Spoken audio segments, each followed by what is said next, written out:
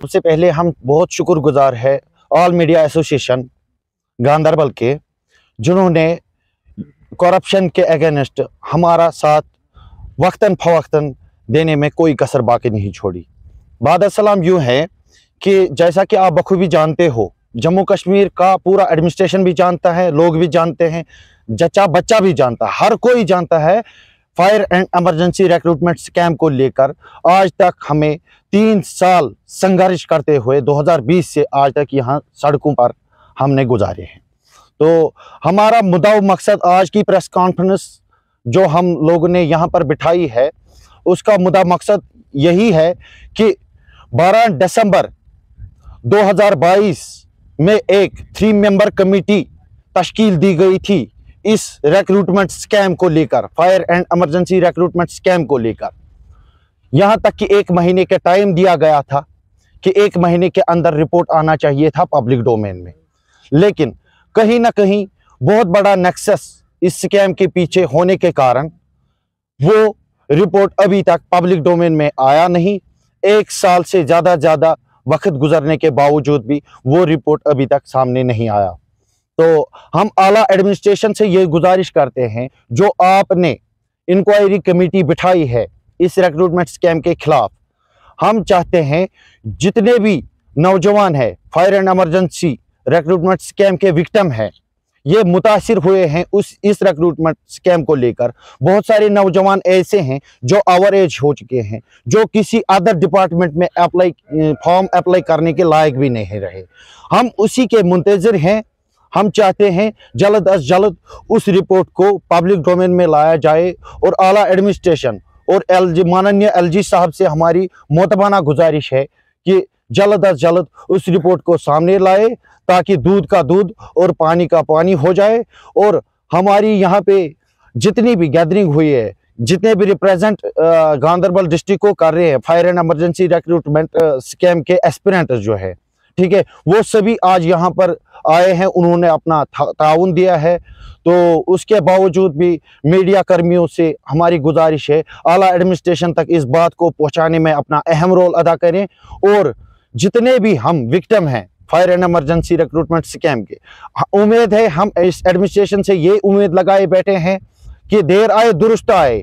इन्होंने जो काम किया वो काबिल तारीफ काम है, क्योंकि आज तक वो हुकूमत कभी नहीं आई जिन्होंने अपनी गलती, अगर उन्होंने कोई गलती की हो उसके खिलाफ कोई इंक्वायरी बिठाई।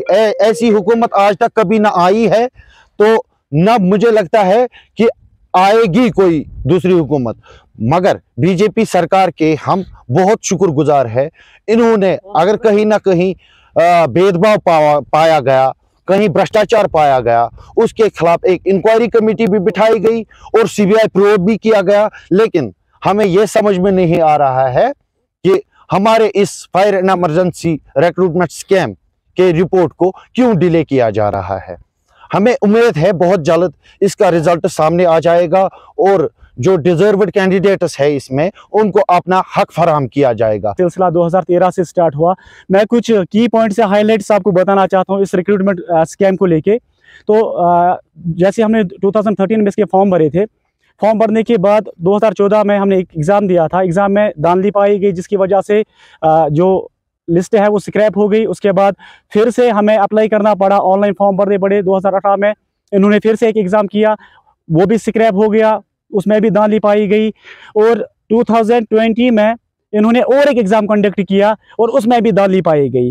लेकिन ये बदकिस्मती है कि इन्होंने अगर उन भ्रष्टाचारियों के खिलाफ उस पिछले जो 2 बार हुए थे ये रिक्रूटमेंट स्कैम, उनके खिलाफ शिकंजा कसा होता तो 2020 में हमें ये नौबत ना देखनी पड़ती। हाँ, हम मानते हैं कि 2020 में कश्मीर की सिचुएशन कुछ टेंस थी, क्योंकि एक तो हाल में ही जो आर्टिकल 370 है वो एब्रोगेट हुआ था और कोविड-19 का मसला चल रहा था, जिसकी वजह से कुछ अप डाउन चल रहे थे हमारे J&K यूटी में, पूरे थ्रू आउट वर्ल्ड चल रहे थे वो सारी चीज़ें, तो जिसकी वजह से इनको थोड़ा टाइम लगा। लेकिन हमने from the very first day इनको बता दिया कि इसमें जो है वो आला दर्जे का जो है वो स्कैम पाया गया है। ऐसा कोई स्कैम नहीं है दुनिया में जो इसमें ना पाया गया। देखिए, इसमें सबसे पहली चीज़ जो है वो पेपर स्कैम का मसला है, क्योंकि इसमें पेपर लीक हुआ था, हाउस बोट्स में पेपर किए गए, यहाँ तक कि जो फायर एंड इमरजेंसी के मुलाजमीन हैं उन्होंने OMR शीट्स रिप्लेस करवा दिए, जिनके हमारे पास पुख्ता सबूत है, जो हमने ऑलरेडी एडमिनिस्ट्रेशन को सौंप दिए हैं। इसमें अंडर हाइट एस्पिरेंट्स को जो है वो जॉब दी गई है, वो आज भी डिपार्टमेंट में काम कर रहे हैं, जिंदा सबूत है, वो अभी मरे नहीं है, डिपार्टमेंट में अभी वो काम कर ही रहे हैं। इसमें ऐसे भी एस्पिरेंट है जिनके खिलाफ FIR लगी थी, वो आज भी काम कर रहे हैं। इसमें जो है ऐसे एस्पिरेंट्स भी है जिन्होंने फिजिकल किसी और ने दिया था, रिटन में कोई और बैठा और जॉब कोई और कर रहा है, इसके भी हमारे पास पुख्ता सबूत है। आप हमें बता दीजिए, जो एडमिनिस्ट्रेशन है क्या कुछ नहीं है इनके पास? CBI इनकी, CID इनका, NIA इनका, कोई भी जो एजेंसी है वो इनकी है। तो 14 महीने किस चीज़ के इनको लग जाते हैं? अगर कमेटी को टाइम बाउंड दिया गया था कि 1 महीने के अंदर अंदर आपको रिपोर्ट सबमिट करनी है, लेकिन अभी तक 14 महीने गुजर गए, अभी तक हमें लगता है कि रिपोर्ट का कोई अता पता ही नहीं है, क्योंकि ग्राउंड लेवल पे हमें कुछ देखने को नहीं मिल रहा है।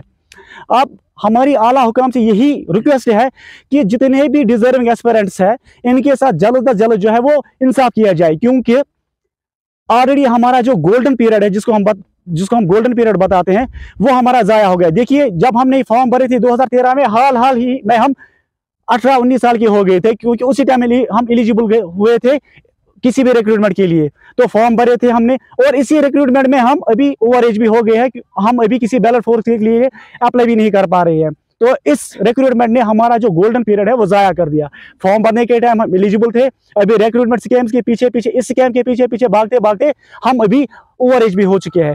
तो आला हुकाम से हमारी यही रिक्वेस्ट है कि हमारा जो अभी फर्दर जो टाइम है वो ज़ाया ना करते हुए इस रिपोर्ट को जल्द से जल्द पेश किया जाए, ताकि हमारा भी आगे फ्यूचर है, हम भी अभी ओवर एज हो चुके हैं, हमें भी आगे देखना कि हमारी ज़िंदगी, अभी हमारी बहुत सारी एस्पिरेंट्स ऐसे जिनकी शादियां हो चुकी है, जिनके बच्चे हैं, जिनके बूढ़े माँ बाप है और जो उन्हीं पे डिपेंडेंट है। तो गवर्नमेंट से यही रिक्वेस्ट है और हमारी एडमिनिस्ट्रेशन से भी यही रिक्वेस्ट है कि जल्द अज जल्द जो है वो रिपोर्ट को पेश किया जाए, ताकि डिजर्विंग एस्पिरेंट्स को अपना हक मिले।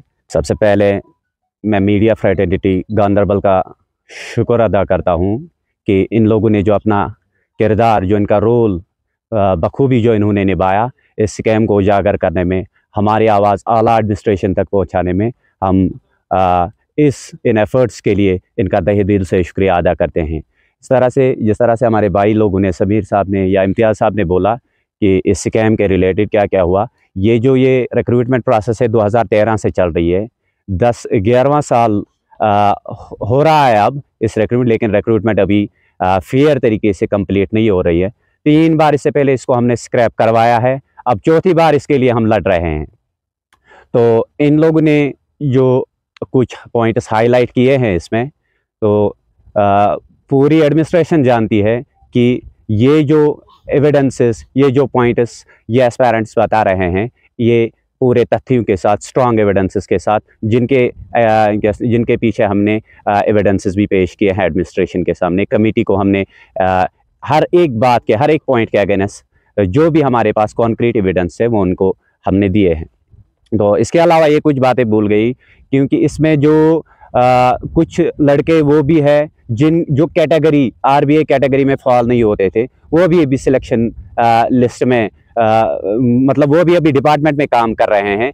इसके अलावा कुछ लड़के एक लड़का ऐसा भी है, इवन कि एक हैंडीकैप्ड लड़का अभी डिपार्टमेंट में काम कर रहा है, अंडर हाइट लड़के काम कर रहे हैं। और इसके अलावा पैराशूट में जिन लड़कों ने फॉर्म नहीं भरे थे, अंदर जो लोग बैठे थे जिनके नाम मिल रहे थे, लेकिन वो सिलेक्शन लिस्ट से ड्रॉप हो गए थे, लेकिन जो नाम मिल रहे थे बाहर से, रिक्रूटमेंट जो हमने एप्लीकेशन फॉर्म्स भरे हैं वो हमने 2013 में भरे हैं। इतने भी इनपुट्स है कि इसमें ऊपर से उन्होंने पैराशूट में कुछ और लड़के भी लगाए हैं। इतना जब अब मैग्नीट्यूड का, स्कैम का मैग्नीट्यूड पेश कर रहे हैं एडमिनिस्ट्रेशन के सामने, इसके बावजूद भी हमारे साथ ये भेदभाव इतनी कोविड-19 चल रहा था, जो एब्रोगेशन ऑफ आर्टिकल 370 हुआ था, उस तब जो इमरजेंसी चल रही थी यूनियन टेरिटरी में, तो उसका फ़ायदा कुछ लोगों ने, डिपार्टमेंट के कुछ लोगों ने उठाया, क्योंकि एडमिनिस्ट्रेशन जो हायर ऑफिशियल्स थे, जो गवर्नर एडमिनिस्ट्रेशन से वाबस्ता हायर ऑफिशियल्स थे, वो किसी दूसरे काम में लगे थे, क्राइसिस को कंट्रोल करने में, कोविड-19 के बारे में सोच रहे थे, और यहाँ से इन्होंने ये कैरी ऑन की, ये जो रिक्रूटमेंट प्रोसेस है, और उन चीज़ों को लेके, उनकी उस बिजी शेड्यूल को लेके उन्होंने गलत फ़ायदा उठाया और रिक्रूटमेंट में इतना बड़ा स्कैम किया। तो उसके बाद हम गवार लगाते रहे, अपनी आवाज़ एडमिनिस्ट्रेशन के सामने रखते हम बार बार रोज़ मीडिया, प्रेस क्लब, हर एक गली में जाते थे ताकि हम अपनी आवाज़ गवर्नर एडमिनिस्ट्रेशन के सामने रखें। आखिरकार 2022 में 12 दिसंबर 2022 में गवर्नर साहब एक कमेटी तश्कील देते हैं, 3 मेंबर कमेटी, जिसकी सरबराही RK गोयल साहब कर रहे थे। तो उनको 1 महीने का टाइम फ्रेम दिया गया था कि 1 महीने में आप इस इन्वेस्टिगेशन को कंप्लीट कीजिए और इसका जो इरेगुलरिटीज़ का जो रिपोर्ट है वो गवर्नमेंट के सामने रखिए। बदकिस्मती से तब से 1 साल और 2 महीने हो गए। अब जब हमने बार बार कोशिश की एडमिनिस्ट्रेशन से मिलने के लिए, कमेटी से मिलने के लिए, अब चूंकि RK गोयल साहब भी अब उनकी ट्रांसफ़र और प्रमोशन हो चुकी है, तो हमने अप्रोच किया और हम उससे मिले, तो उनसे कहा कि हमारी रिपोर्ट दे दीजिए। तो उन्होंने मतलब उनके तरफ से कुछ इनपुट्स मिल गई कि हमने जो रिपोर्ट था वो हमने पेश किया है, वो LG साहब के टेबल पे है। अब हम LG साहब से यही गुजारिश कर रहे हैं कि अगर कुछ टाइम से आपके टेबल पे ये रिपोर्ट पड़ी है, तो हमें वेट क्यों करवाया जा रहा है? हमें इतनी सज़ा, हमने कौन से गुनाह किए जिनका हमें सज़ा भुगतना पड़ता है? अगर 10 साल हमारे ज़ाया हो गए, हमारा टाइम ज़ाया हो गया, हमारी एनर्जी ज़ाया हो गई, तो यह इसमें हमारी अपनी कोई गलती नहीं है। जो भी गलती है या तो डिपार्टमेंट की है या तो एडमिनिस्ट्रेशन की है। अगर TRP आपको कहा गया था, शालीन काबरा साहब ने जो ऑर्डर निकाला था जिसमें TRP चेंज करने को बोला था, जबकि इससे पहले के स्कैम जो इन्होंने एग्जामिनेशन की थी उसका जब हमने स्क्रैप ये रिटन टेस्ट कैंसिल करवाया था, तब अगर ऑर्डर था प्रिंसिपल होम सेक्रेटरी से कि ये जो रिक्रूटमेंट बोर्ड है इसको चेंज कीजिए और TRP जो है इसको भी चेंज किए। उसके बाद जो TRP का चेयरमैन है महाराजा कृष्ण वली, वो फिर से जब हम पता लगाते हैं लिस्ट पब्लिश होने के बाद, तो उसको स्ट्रांग रूम में पाया जाता है। वो उस दिन स्ट्रांग रूम में, अगर उसका इसके साथ कोई लेन देन नहीं था तो वो फिर स्ट्रांग रूम में क्या कर रहा था? दूसरी बात, अगर मान लो कि